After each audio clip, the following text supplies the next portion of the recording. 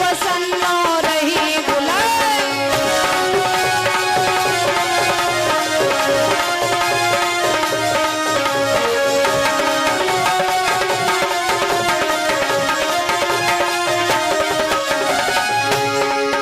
अरे पहले सो मेरा हो मात पिता को जिनकी काख लिया हुआ बता।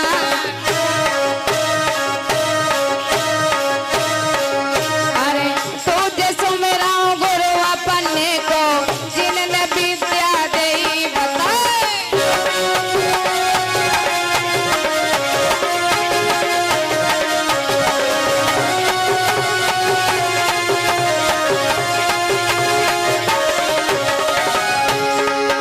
अरे सुमेर जठैया निज पेड़ तको सुंदर पिंड वरगदा छाए।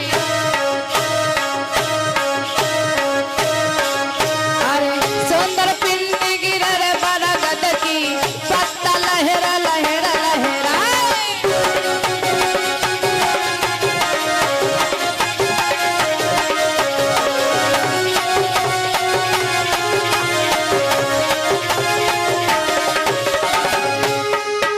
अरे सुमेर शीतल मैनपुरी की नदियाई सनकरी मैदान।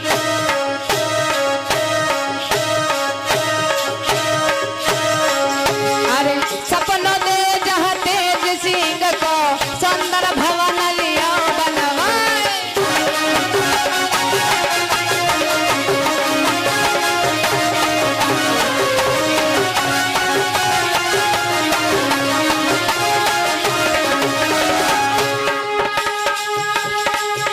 अरे आओ हो देवी स्वर्ग लोक से पूजा हंसा गिरे सवार।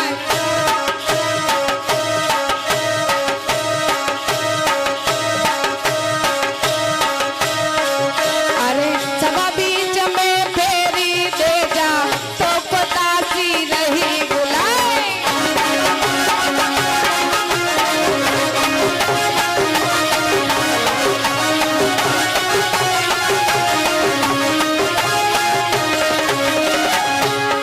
तो मेरी खप्पर भरने मात आज मेरे भज के आए गई हो।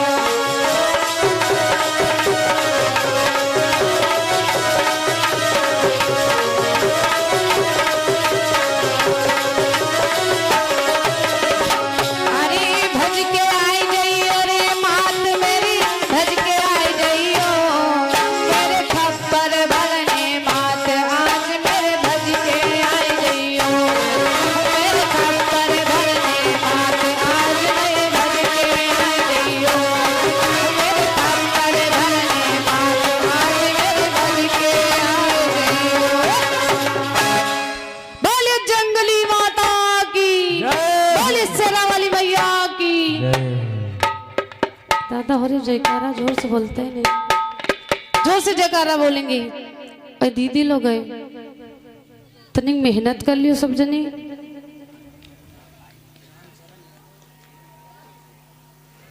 और ये हमारे भैया राम शरण यादव बीरम खेड़ा, इनकी ओर से पावन 501 रुपए भगवान के चरणों में समर्पित किए। भगवान इनको सुख शांति प्रदान के जीवन मंगल में हो,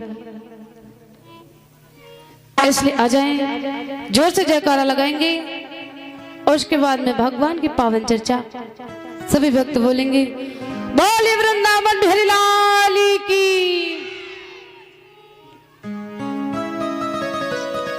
इधर कहा जाता है गंगा के किनारे बैठी श्री व्यासनंदन जिस समय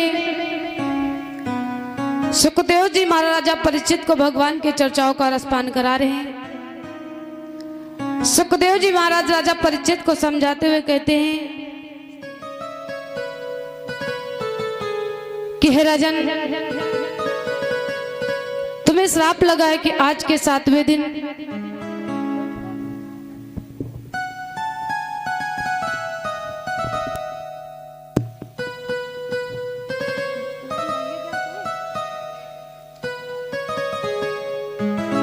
और ये हमारे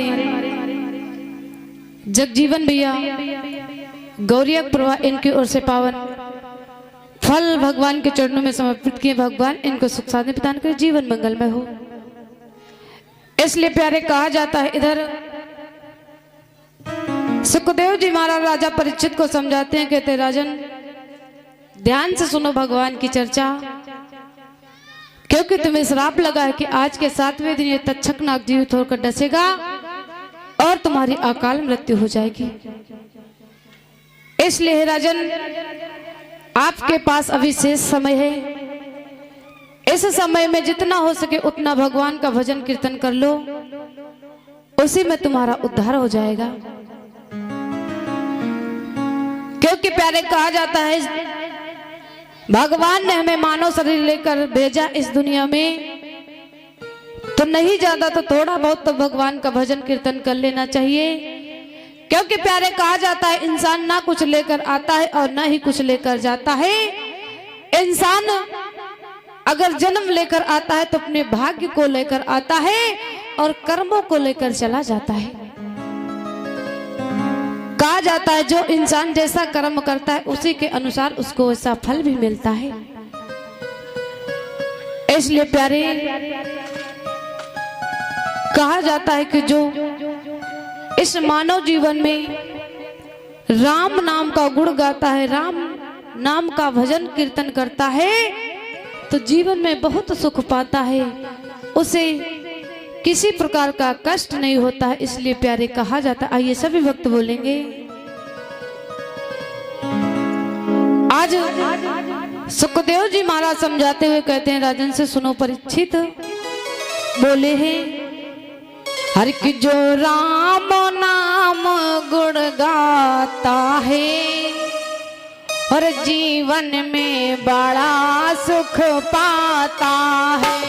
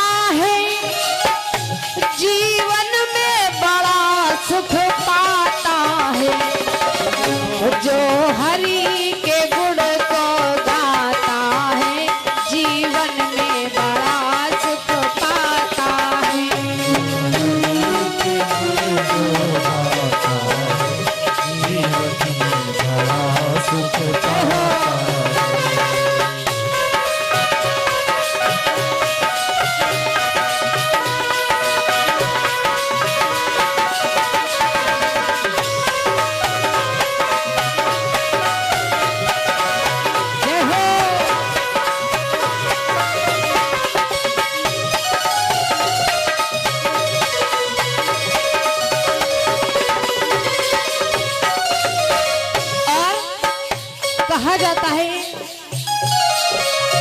एक कपड़े में दाग जो लग जाए वो साबुन से छूट जाता है।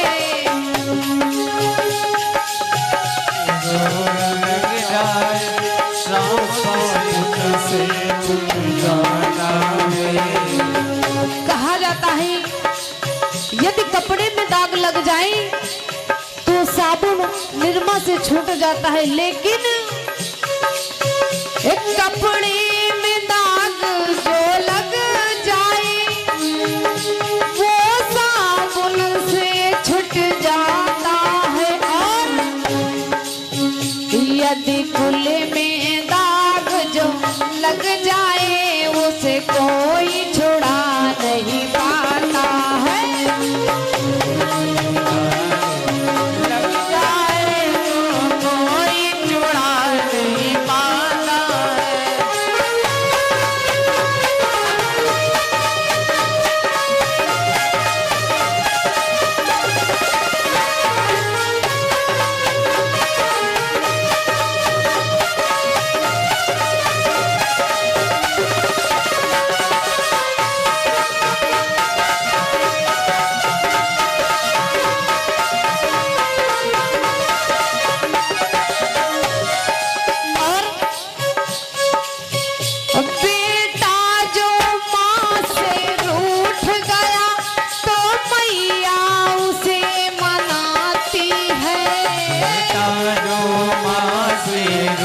गया तो मैया उसे बनाती है।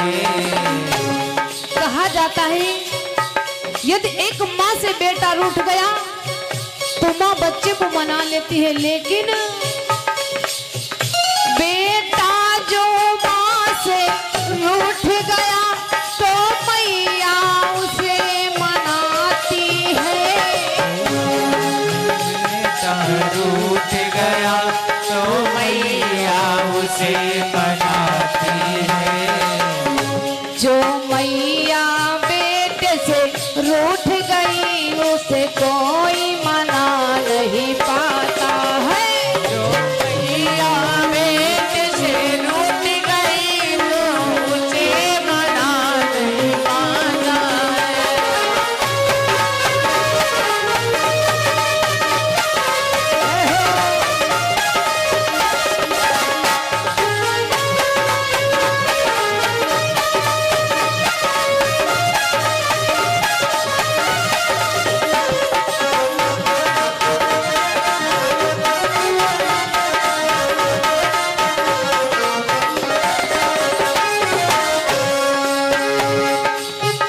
और सुखदेव जी महाराजा परीक्षित को बार बार समझाते हैं, कहते राजन सुनो,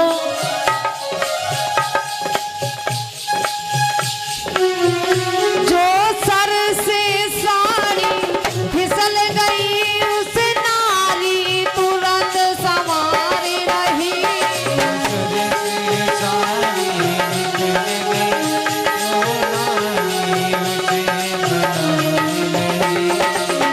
कहा जाता है यदि एक नारी के सर पर से साड़ी नीचे फिसल गई तो नारी उसे तुरंत संभाल लेती है, लेकिन प्यारे जो सर से साड़ी फिसल गई उस नारी तुरंत संवार रही। सर से साड़ी फिसल गई तो नारी उसे संभाल रही। जो धर्म से नारी फिसल गई उसे कोई संभाल न पाता है। धर्म से नारी फिसल गई वो उसे संभाल नहीं पाता है।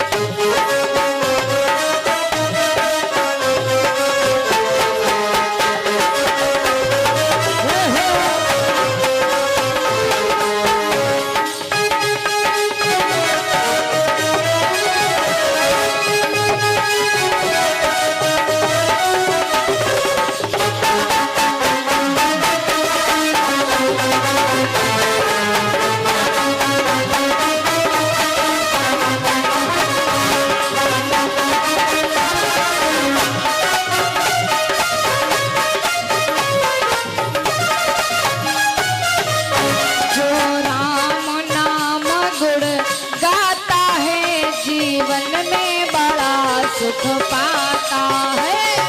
राम नाम गुण गाता है जीवन में बड़ा सुख पाता है। जो राम नाम गुण गाता है जीवन में बड़ा सुख पाता है। जो हरि के गुण को गाता है जीवन में बड़ा सुख पाता है। जो हरि नाम गुण गाता है जीवन में बड़ा सुख पाता है।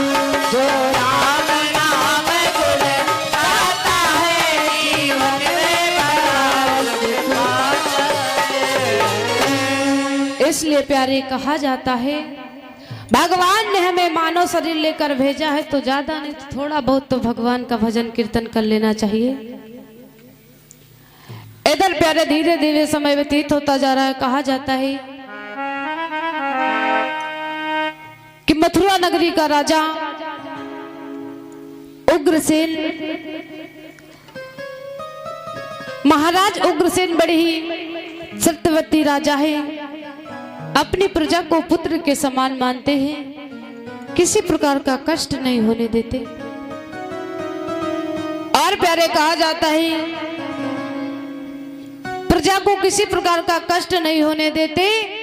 महाराज उग्रसेन की एक पत्नी थी जिसका नाम पवन रेखा, बड़ी ही सुंदर नारी है, बड़ी ही पतिव्रता नारी है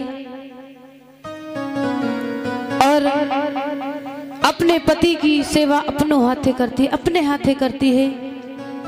पवन रेखा चाहती तो दासियों से कभी करवा सकती थी अपने पति की सेवा, लेकिन पवन रेखा ने ऐसा नहीं किया, अपने पति की सेवा अपने हाथे करती थी। बड़ी ही सुंदर नारी है, कैसी नारी है बताया जाता है। आज पवन रेखा जब सुबह उठती है तो सबसे पहले अपने पति के चरणों को स्पर्श करती है, उसके बाद में कोई कार्य करती है। कहा जाता है कि पति की सेवा में 8 पहर अपने को हाजिर करती थी, हर दिनचर्या के पहले उठकर पति के शुभ दर्शन करती थी।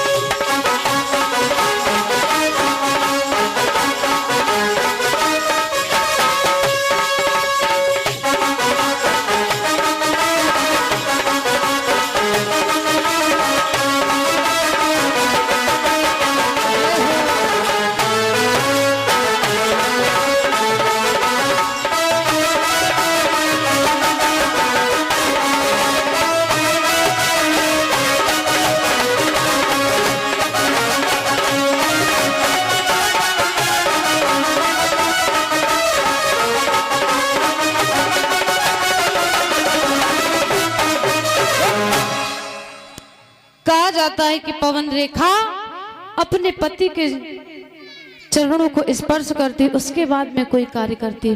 अच्छा ये बताओ हमारी माताएं बहनें कितने लोग अपने पति के चरणों को स्पर्श करती हैं? सच बोलना, जितनी माताएं अपने पति के चरणों को छूती हैं हाथ उठाएं। देखो बेइज्जती का सवाल है, आज पता चल जाए कि बीरमखेड़ा रुकनापुर कितनी माताएं अपने पति के पैरों को छूती और झूठे बोले ना, कोई नहीं छूता। हाय दादा, कोई छूता ही नहीं। एक कारण और भी हो सकता है, अगर जरूरी नहीं कि पत्नियां पैर क्यों नहीं छूती है, कारण होता है रोज पति महाराज रोज सुबह शाम लगाए गाँव डंडा लाठी चलावे तो का पत्नी ऐसे न पाए छुई लिया है दादा, छुई है वो तो दिन रात गरिए है, वो कहूँ चला जाता है 2-4 दिन का तो ठीक रहे। हमने उस दिन भी बताया था कि यदि अपनी पत्नियों को सीता बनाना चाहते हो तो सबसे पहले अपने को राम बनाना पड़ेगा, तब आपकी पत्नी सीता बन पाएगी। लेकिन ऐसा नहीं है, हमारी माताओं बहनों को चाहिए कितना भी पति खराब क्यों ना हो, उनका एक यही कर्तव्य है कि सुबह उठे तो सबसे पहले अपने पति के चरणों को स्पर्श करें, उसका पुण्य आपको मिलेगा। बाकी पति तुम्हारे साथ क्या कर रहा है उसका भी पुण्य उसको मिलेगा। देखिए पहले की जो माताएं थी, जो यहाँ बूढ़ी दादियां बैठी होंगी, अम्मा लोग बैठी हुई, उनका पता हुई, अपने पति की सेवा अपने हाथ करती थी और सास ससुर की भी सेवा करती थी। और अब तो दादा जो मॉडल जमाना चला है ना, सास बहुरिया बनना चाहती और बहुरिया कहो सास बना दिए। खैर माता यहाँ अगर कोने मात सास हुई है तो गरियायो न हम का चली जावत चाह जत्ता गरियायो। इसलिए प्यारे कहा जाता था कि पहले की माताएं अपने सास ससुर को पूजती थी, बाहर पूजने के लिए पूजा करने के लिए नहीं जाती, ना मंदिर मस्जिद कहीं भी नहीं जाती थी। स्वयं अपने घर में सास ससुर और अपने पति की पूजा करती थी। लेकिन जो आज का मॉडल जमाना चला है उनसे कहा दीदी घर में अपने सास ससुर का पूज लियो तो कहीं हाँ तुमका पता है वो बुढ़ेवा रोज